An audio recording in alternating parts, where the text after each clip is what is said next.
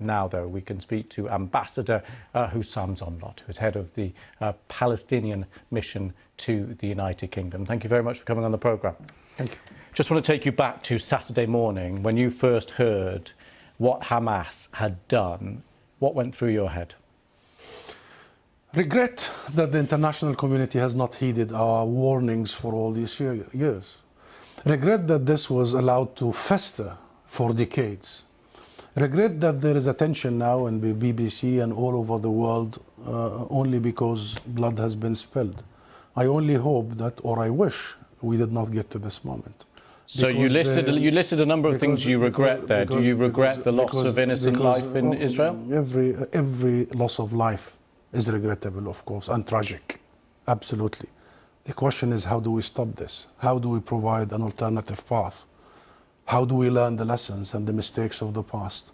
How do we treat the Palestinian people after 100 years of suffering equally to all other nations? How do we stop this demise into the mayhem that you have described? Do not underestimate people's will and desire for freedom, to end occupation and captivity. This isn't about Hamas only. This isn't about the last 48 hours. This has been ongoing for more than 100 years. It started here, by the way, Louise, in this very city. It was Britain that gave our rights away without even consulting us. And then this whole international Western approach to us has been failure, dismal failure. This is about time that we really give a different path because there is no other alternative. As our ambassador to the UN just said, justice, not vengeance, and peace, not war. And we, the Palestine National Movement, we, the PLO, have given that alternative avenue 30 years ago. We have recognized Israel. We have committed to negotiations and nonviolence. We have committed to international law and resolutions. Israel was supposed to do one thing, end its occupation and stop its colonial settlement expansion. It did not do this for once. All the successive governments and the international community was supposed to provide accountability and guarantees. The US-led international community did not do so. So we are here today, Louise, and the question is, the most important question, how do we stop Israeli massacres that are about to happen against Palestinian civilians? Well, and how do we... excuse me. I want to jump in on, and I appreciate the historical context, and we will come back to that. Just on the last 48 hours, though, do you support what Hamas launched on Saturday morning? Well, this is not the right question, Louis. Really, the right question. It's an important question. No, it is not an important question because whether you support their action or not is an important question. No. It is not an important question. Hamas is a group, is a militant group. You're talking with the Palestinian representative. Our position is very well known and clear. And what is that? Do you support Hamas's actions? And then you cannot equate. This is not about support or not support. I am here to represent my people, the Palestinian people, what they are going through. I'm not here to condemn anybody. And if anybody that needs to be condemned, it's what you call the only democracy in the Middle East, that is Israel, between parentheses, that is doing what you have just reported, targeting civilians. And this has not just happened the last 48 hours. Hamas was just targeting Palestinians, but you won't condemn that. I'll tell you one thing. Hamas is not the Palestinian government, okay?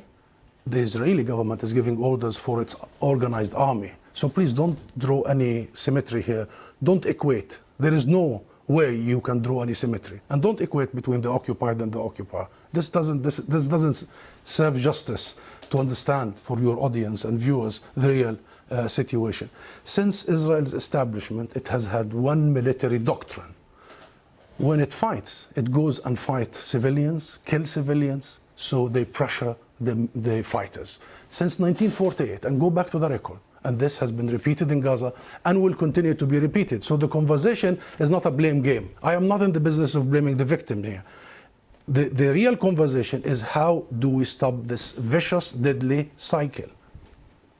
You just condemned Israel for killing civilians, and you won't condemn Hamas for killing civilians. How many times you have interviewed Israeli officials, Louise? Hundreds of times. Hundreds of times. How many times Israel have committed war crimes right live on your own cameras? Do you start by asking them to condemn themselves? Have you? You don't. You don't. No, I'll answer that question. You don't. You know why I refuse to answer this question? Because I refuse the premise of it. Because at the very heart of it is misrepresentation of the whole thing. because it's the Palestinians that are always expected to condemn themselves. I mean, come on, this is a political conflict. We have been denied our rights for a long time. So this is the wrong starting point. The right starting point is to focus on the root causes, is to try and get out of this extreme dark tunnel, as opposed to this business by BBC and the mainstream media for 75 years. You bring us here whenever there are Israelis who are killed. Did you bring me here when many Palestinians in the West Bank, more than 200 over the last few months? Do you invite me when there is such Israeli provocations in Jerusalem and elsewhere? Because what Israelis have seen, which we started by saying tragic, the last 48 hours, the Palestinians see every day for the last 50 years. You know the situation in Gaza, you've just described it. This is the biggest open-air prison. Those people, 2 million, have been taken hostage by Israel for the last 16 years. So I'm saying this just to say, Louise, perhaps this is about time we abandon this rhetoric, very dangerous, this framework, and we start giving people the real ugly truth sometimes. What is the solution in your eyes? International law. That's it. What does that mean? The equal application of international resolutions and law and legitimacy, as you did in Ukraine. Would you bring the Ukrainian ambassador here and start asking him to condemn some of his fighters? We need to fully and equally apply the rules that were created by the League of Nations after the horrors of the Second World War. We need to make sure that Israel is not the exception. It has been for the last 75 years. We need to make sure that nobody is above the law. Britain is renowned, Louise, for the rule of law. I think that's the solution. Israel is an occupying force. It is responsible to provide protection for the people under its occupation. And should they commit crimes and crimes against humanity in the coming hours and weeks, it must be held accountable by the international community and the international judicial system. Hussam Zomlot, thank you very much for coming on the programme. Thank you.